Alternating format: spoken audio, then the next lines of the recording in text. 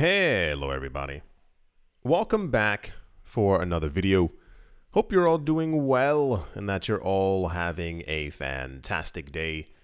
And without any further ado, let's jump right into it. It's great to see, as I always say, the optimism is unwavering within the cryptocurrency space. A larger portion of the news this morning, at least, surrounded basically people online, people on TV, who were talking optimistically once again about the cryptocurrency market. If you're new here, maybe you missed a couple of videos or just have completely forgotten. Even before the halving, basically once we got the approval for the ETFs, the mindset has been that Bitcoin and the wider cryptocurrency market are about to go a lot higher. And we've even seen prices rising as well, which is also quite nice. The psychological level still now is apparently between 90,000 and 100, simply because if we pass by $90,000, everyone knows that the next step is a six-figure Bitcoin. But since the light dip that we had in the market maybe around 2 or 3 weeks ago, a lot of people have kind of gotten over the fear that was pushed into the market. The idea being for the basically world events and also any selling that might have been done by Grayscale. So the narrative partially there is that while BlackRock and Fidelity had inflows, Grayscale had outflows from their fund. A large portion of that has turned incredibly optimistic. For those of you, this was about 4 or 5 videos ago. The people from Grayscale have announced that they have a brand new Bitcoin fund. It's called a Bitcoin mini fund, literally like a mini version of their other fund. And they've announced that their fee for this is going to be 0.15%. A lot of articles are touting that this is now going to be the lowest fee amongst competitors, what have you. So people believe that any outflows that they could have had are probably going to completely end, as people will begin to push money into their new fund, and therefore there'll be a competitive stretch where there shouldn't really be any outflows at all. Yeah, someone on Twitter named Tropic, okay, one of Glassnode's co-founders was talking about the crypto market, how there's a lot more upside. We've heard that multiple times. I want to say the last 5 or 6 days, a lot of people are using the same kind of phrases. There's a lot more upside, a lot more way to go up, a lot more push to it. It's kind of this upward momentum kind of idea. And they have become even more bullish because of the recent halving we've seen over the last couple of days. It's really weird. It hasn't made like popular news, which I think is even weirder. The amount of Bitcoin that has been released by the machines, if you will, is roughly around 450 coins per day now. And we had news the day of and the day after the halving happened that BlackRock and Fidelity are buying around 3 to 4 times as much of that per day. And even now, they're still usually, and I say it this way, and they're usually just buying the amount that comes out each. So they're each buying around 450 Bitcoin each. And I don't know how people keep pretending that this isn't something dramatically insane. Those 450 coins are essentially supposed to reach the world, the market, but they're not. Because those 450 coins also are not being sold off by the people who are mining it. So just in theory, they're taking off 450 coins, which in essence would be the amount. But together they're taking 900, and you also calculate in the other buying that's happening as well. But apparently it's not flashy enough news because they're not buying 10x the amount of coins that are coming out of the machine. So it's still quite incredibly significant. Also in popular news, someone named Brian Kelly was recently on CNBC's Fast Money, just basically talking about the exact same thing. There's a really weird thing going on. I'm not sure if all these people are getting together behind the scenes, holding hands, singing Kumbaya, and then going on TV and on the news and talking about the exact same thing. But it's lightly similar to the price predictions that we've been having. For those of you who haven't seen it, every single analyst has the exact same numbers now. And it's not like it's 4 or 5 analysts. It's about like 20 plus people within the cryptocurrency space who are all stating that by summertime, we should have a $100,000 Bitcoin. And by winter, we should have a $150,000 Bitcoin. And then they all go so far as to say, or many of them have elaborated further and said that by next year, we would then have a $500,000 Bitcoin. Everyone's coming to the exact same conclusion, which is kind of weird because we never usually see consistency in price predictions and or optimism for the market. The ideas of the ETF still remains very, very strong, despite, them just buying 900 Bitcoin per day. But the idea of the halving is a very big thing. And I think we had recently the numbers to be able to mine 1 Bitcoin on average is around $77,000. And whenever this usually ends up popping up in the news, or rather I'm going based off of past halvings, we tend to see the price of Bitcoin also rise after that as well. It's a very weird market, but yeah, I'm telling you, you don't understand how nice it is to see constant optimism within this space. And to also, I'm very glad that a lot of the naysayers have kind of disappeared. If you were here watching this channel since around 2017, one of the most annoying things in the world. Now imagine we got news similar to this, but like a light version, People are accumulating, people are buying, there's not a lot of Bitcoin left in the market, et cetera, et cetera. The halving is here. There were so many other YouTubers and so many other people, not even just the Jamie Dimons and the what's his guy's name? Warren Buffett's.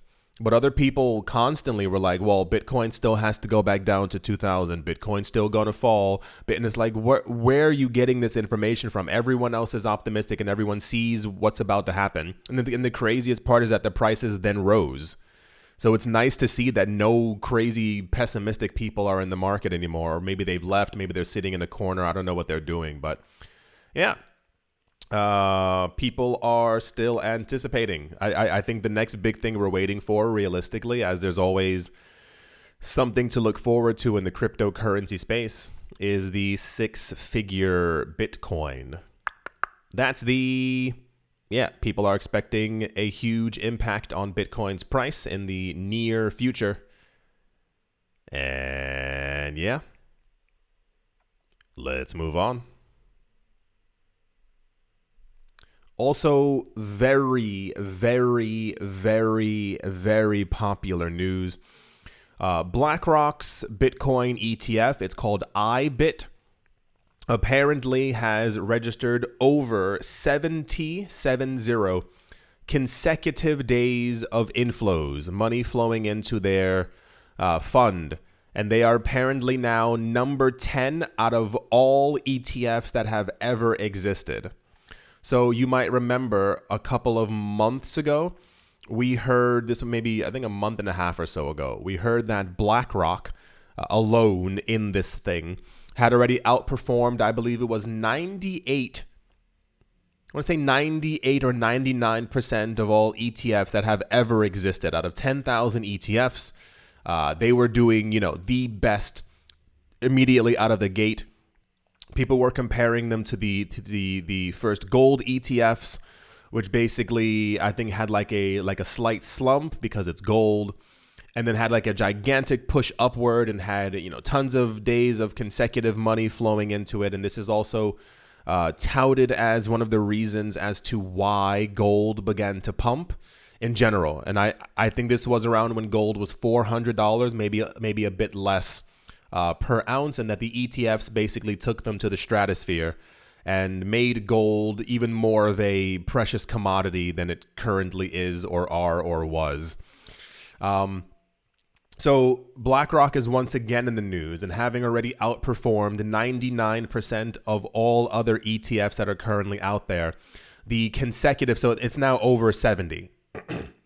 The 70 plus consecutive days of inflows for BlackRock's ETF have basically put them into the top 10 of all ETFs that have ever existed. And I assume I think when news like this comes out, as it does not directly affect us, we are not BlackRock, we don't run the company. While this ETF deals in Bitcoin, we are indirectly affected through Bitcoin's price rise, but this doesn't really have anything directly to do with us. We are not at BlackRock celebrating the 70 plus days of the consecutive inflows, but I assume it's meant to show or shine a light on the resilience of Bitcoin and how popular it is and how much money is flowing into the market and other things like that. And I mean, we did hear it for a while. This was one of the main, for a long time, one of the main narratives is that there was a lot of money waiting on the sidelines to go into Bitcoin, and they weren't lying. It says, iBit's inflow streak currently at 69 days, one more day, and it moves into the top 10 and ties Jets. I would assume that's the football team. It says the Jets Exchange Traded Fund, which holds shares in companies within the airline industry. I was completely off. Has also achieved 70 consecutive days of inflows as per Balchunas's data. Prior to today, Jets held the 10th position in this regard. I think I have a chart right here. Here's the actual thing. The iBit is right here. It's now completely past it. And then it's Jets. I don't know what any of these things are, but I know that this one is JP Morgan. And this is what a lot of people on Twitter are really looking towards. This has kind of become in the short term, and I say short as in like the next 90 to 100 days. This has become the brand new gold for the cryptocurrency space. You know how everyone keeps saying that Bitcoin is going to pass by gold's valuation? In the short term, if the BlackRock ETF can surpass JP Morgan and literally become the number one ETF ever, I think I think the price would of course rise. It would get tons of attention. Even if it gets to the number 2 or 3 spot, by the time we probably pass by these, as far as consecutive inflows, we should see a lot of upward momentum, even just for the ETFs as well. The ETFs are doing just fine. This is what I've been saying for the last couple of, I think even 2 or 3 weeks now. I don't know why people keep trying to push negativity into the market and or why we've seen a large amount of articles trying to talk negatively about the ETFs, or even I think there was one day where Fidelity, I think, had like an outflow, but that was at the beginning of the most recent world economic issue that we currently have. So it made a lot of sense. All assets fell on that day as, fear, logically it's there. I think BlackRock still had $19 million worth of inflows, and therefore, it picked back up. And even now they're doing even better after the halving took place. Yeah. Very, very popular news. I assume now, if we can be completely honest, they're BlackRock. I don't assume that there's going to be any slowdown at all, just out of complete logic. And I mean, even just more so for me personally, I would love to see them pass by JP Morgan, just because I'm tired of that entity and all the stuff that they've been doing and saying negatively about the space. Anyway, yeah, that's the BlackRock ETF inflows have continued for more than 70 days. It's now in the it's now in the top 10 of all ETFs ever. So, yeah, I think we can see exactly where this is going. That's the BlackRock news. And yeah, let's move on. I'm not sure why this became popular. I honestly can't tell you if I tried. A number of years ago, one of the more popular news stories, and I mean this is 2018, maybe early 2019, one of the more popular stories within the cryptocurrency space had to do with self-regulation. I'm pretty sure you can figure out why. The US SEC, even now, like now, today, we still do not have proper cryptocurrency regulation within the United States. And the problem is that people want regulation to be able to do stuff. You need to be able to know how much you have to pay in taxes. And I know someone just rolled their eyes, but buddy boy, if you make $39 million a year, you can't simply go, I'm not going to pay. That's not how big money actually works. You have to know the landscape. You have to know exactly what's going on. So back in 2018 and 2019, when the US SEC even then still refused to give proper cryptocurrency regulation, a number of people came forward and tried to create a consortium of companies. It was the Gemini twins, I think it was Coinbase, and like 5 other entities, that like the weird named cryptocurrency companies. And they basically tried to form an organization that would allow them to self-govern crypto. So it sounds a little bit crazy at first, but their idea was they would survey the cryptocurrency space. They would see what was going on. If anything looked off, awry, they would take that information then to the SEC so that basically we could kind of govern ourselves. That was the generalized idea. It seemed like a good idea in the beginning, but then we saw a lot of rifts and cracks in the ground because a lot of the people, from what I can remember, there were 2 different organizations that were trying to spout up within the United States who both wanted to claim the kingdom for themselves. And the issue is that they began to start to say things, and they were releasing press releases that basically made it seem like they were gods within the cryptocurrency space. Basically, we're going to survey everything.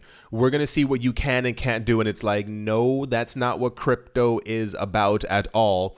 So those completely kind of begun to fall apart. By 2020, we didn't hear nothing more about any kind of self-regulating organization within the United States, especially as the SEC completely basically lost their mind. So this is why I think this might have become popular.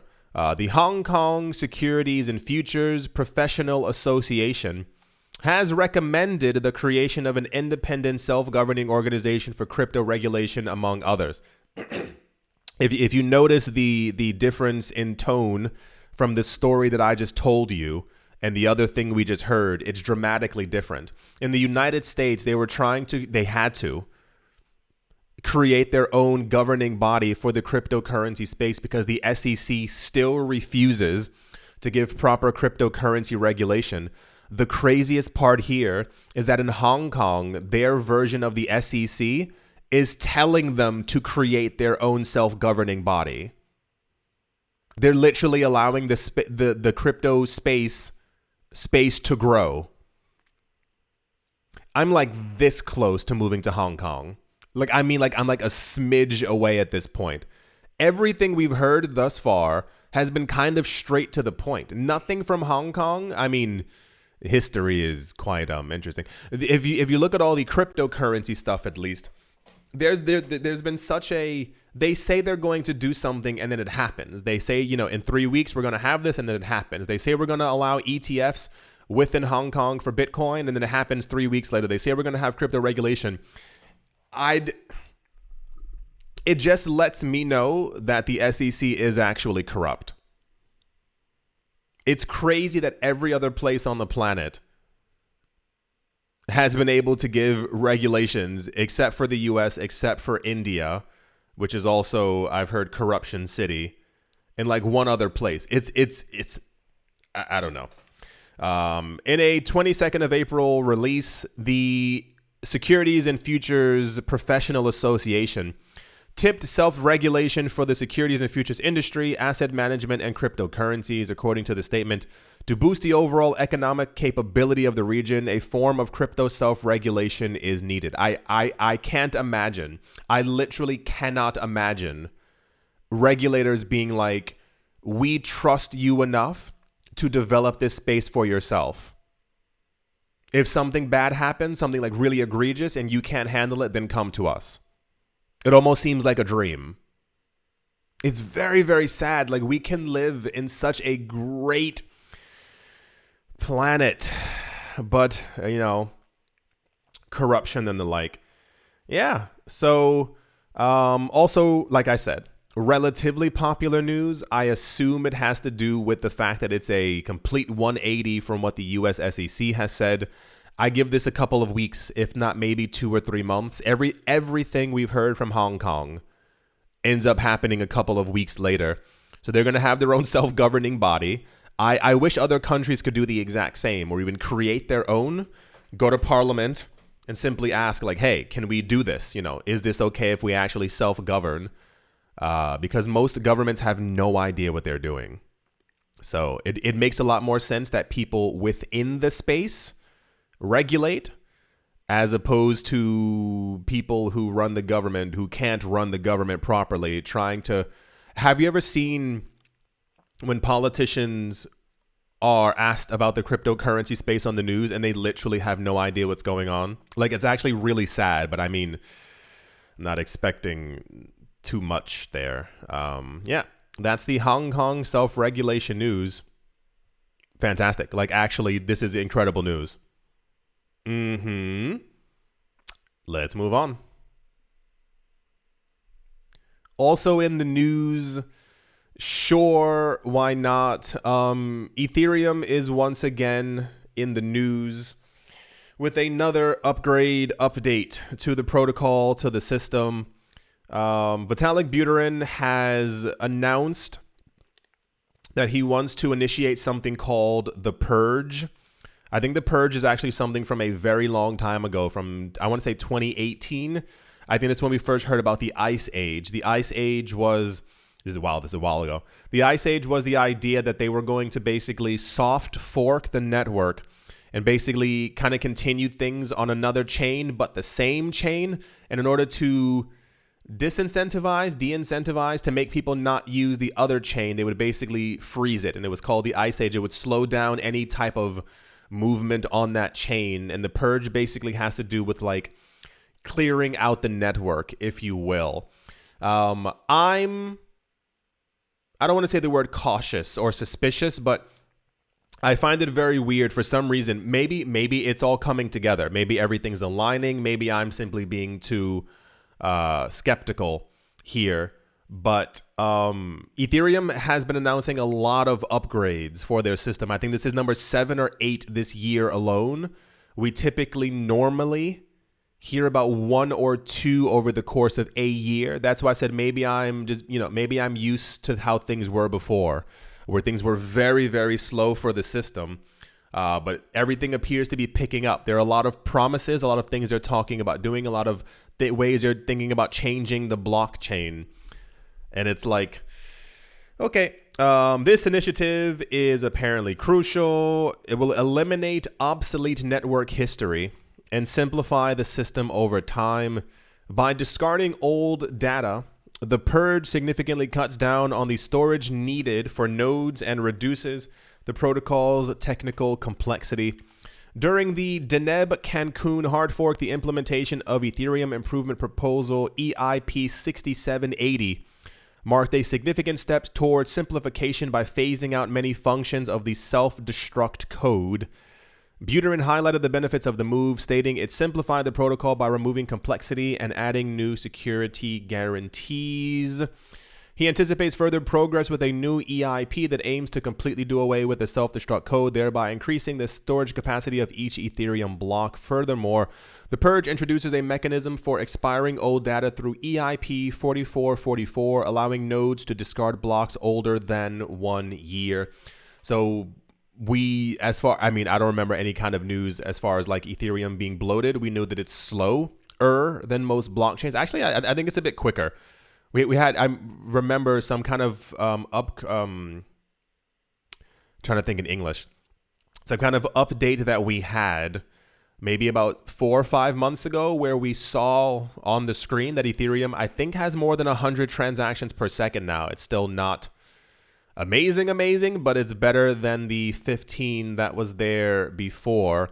So apparently, I guess by removing a whole bunch of extra data that's in the system, it'll become even quicker or more streamlined. I'm not really sure, but yeah, cool. Not knocking it. It's just more of a, I hope that they do it. Understand that I'm part of a group of people who've seen Ethereum talking about this stuff for more than 8 years now. And usually it's framed as we're gonna do it. And then you expect it to be done in like 2 or 3 months. And then in a year and a half, they go, remember that thing that we said before 19 months ago? Well, here it is now. And it's like, well, you have 7 things talked about this year. When are they actually going to happen? But once again, I digress, simply because this might all happen this year as well. I'm assuming we're going to have some other kind of Ethereum news in the next couple of weeks because that seems to be the general trend of where things are going. Vitalik Buterin is getting on stage. He's talking about something, and then we end up hearing that there's going to be another upgrade to the system. So cool. That's the purge for Ethereum is going to happen. There's no date for it, but I would like to believe that it's going to be relatively soon. Okie dokie, artichoke. Let's move on. Also in popular news as well, on a Twitter post, someone named Frederick Gregard, CEO of the Cardano Foundation, talked about apparently they're finally moving towards a decentralized governance structure marked by the introduction of an interim constitution. This initiative precedes the anticipated Chang hard fork. I go over crypto news every day. I have never seen the words Chang hard fork, unless that's misspelled. Chang hard fork for Cardano? When was the last? I have never heard of that. Which will herald the Voltaire era of community-driven governance on the blockchain. So Cardano is another news kind of chain, and then it takes a while to actually upgrade things. Once again, I am not a coder. I am not a developer, so I do not understand or know how long it takes for these things, but I am always of the mindset, stop releasing news if you're not going to do it. No one wants to hear about something that's happening 2 years into the future, and in this case, it's actually even longer. If I remember correctly, I think Cardano was released in 2017, 2018. And back then, the idea was that in a year, they would have a fully self-governed, community-driven kind of system where basically you, the holder of the coin, would basically have a say in what happens in the network, as is already the case for many other blockchains. So now they're releasing information that they're on their way to doing it through the Chang hard fork. I haven't heard a thing. This must be a misspelling because I've never heard of that. Hard fork, which apparently is going to allow then people, I've heard of Voltaire. They've been talking about Voltaire since 2018, which is going to allow people to have self-governance on the blockchain.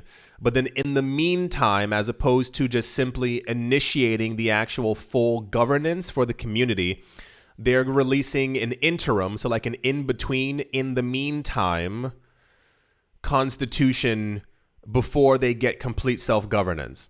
So it sounds like as opposed to just doing the thing that they've been talking about for 6 years, they're going to have an in-between constitution, then they're going to have a hard fork, and then at some point they'll move towards full governance. I don't know if people release this kind of news simply because they're trying to keep the coin in the news or because it's imminent. This is what I'm always saying. When you hear about stuff in the news, like news, like on TV, it's never been, maybe I grew up, maybe the news is different now. Maybe I grew up differently. You'll hear something on the news and it's like, hey, in the next 24 hours, this is happening, or this event is currently happening. You don't normally, unless it's like the G20 or something, you don't normally hear in 9 months, this thing is going to happen. It's a very weird kind of thing that takes place within the cryptocurrency space. So we have not had a lot of Cardano news. A lot of the Cardano news, even within the last year, was usually, this isn't a joke, it was Charles Hoskinson screaming at someone or getting into a fight on Twitter, or he made YouTube videos where he was also screaming at people. Someone, I think, called him a name and he made a YouTube video. There was another one where he was talking about that the people from XRP were crazy because they thought that there was some kind of collusion with the SEC and Ethereum. And then he also made another video saying that they were correct, that there is some kind of collusion. And it was like, okay. And then besides that, I think we had two other news stories at the end of last year that they were planning some kind of an upgrade for the system, but they weren't Chang, and it had nothing to do with Voltaire. They've been saying the word Voltaire literally, like, look up old articles from like 2018. The word Voltaire is there because they keep announcing that it's going to happen, but it always takes a long time. That was the other thing. We had news that they were also trying to have another update. This was about, I think, a month or two ago, but they were on the testnet phase. And I think they were on the white testnet, which was going to the purple testnet. What I'm saying sounds like a joke, but it's not. This is the way that Cardano always runs. It's very, very weird. But once again, not a developer, so I don't know how long these things take. I think I'm just more used to you talk about it when it's going to happen and not like a long time down the line. One event is okay, cool. Something like the halving. It changes the entire structure of our market. But we'll see. Yeah.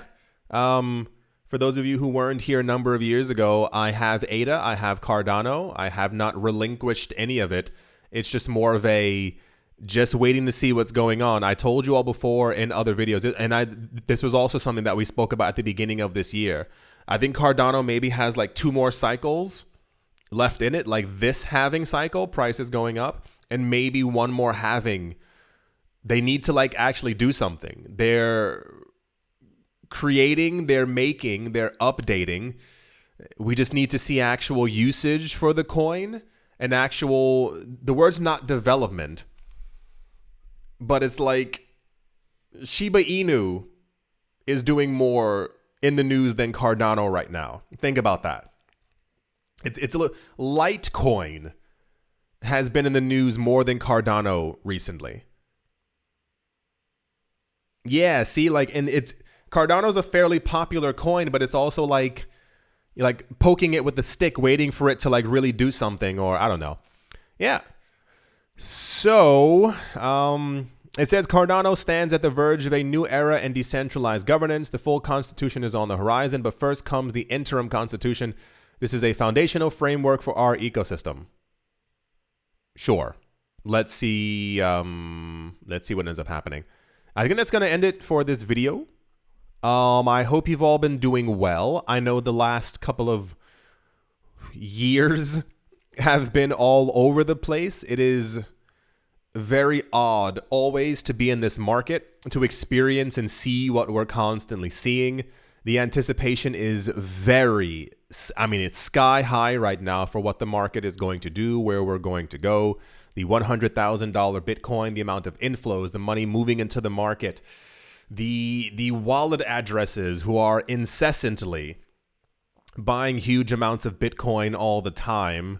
I think the next real step is once again the 100K Bitcoin, but it's also the FOMO phase. It's normal people realizing that they could have bought Bitcoin and crypto around 2 years ago. They enter the market and then everything ends up going bananas. I do hope you've all enjoyed. I do hope you all are having a great day, morning, afternoon, evening, wherever you are, wherever you might be. I do hope it's absolutely fantastic. Thank you all once again for watching, listening, liking, commenting, and supporting. And I will most certainly be talking to you all soon. See you.